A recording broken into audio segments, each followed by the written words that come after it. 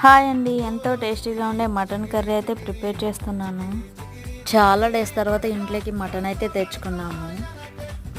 మా ఊర్లో mutton rate KG 800 ఉంది. ఇంకో 200 ఎగేసుకుంటే నెలకు మొత్తం సరిపోయేంత రైస్ బ్యాగ్ వస్తుంది కదా అనిపించింది నాకు. నేనే కాదు, మిడిల్ క్లాస్లో వాళ్ళందరూ ఇలాగే ఆలోచిస్తారేమో. ఇంకా రెసిపీ విషయానికి వస్తే స్టవ్ ఆన్ చేసి ప్యాన్ పెట్టి పోపు వేసుకొని ఆనియన్, పచ్చిమిర్చి వేసి బాగా ఫ్రై చేసుకోవాలి. కరివేపాకు, అల్లం వెల్లుల్లి పేస్ట్ వేసి పచ్చివాసన పోయేంత వరకు బాగా ఫ్రై చేసుకున్న తర్వాత ధనియా పౌడర్, కారం, పసుపు, ఉప్పు వేసి మరొకసారి బాగా ఫ్రై చేసుకొని ఉడికించుకున్న మటన్ వేసుకొని ఒకసారి అంతా బాగా కలుపుకోవాలి.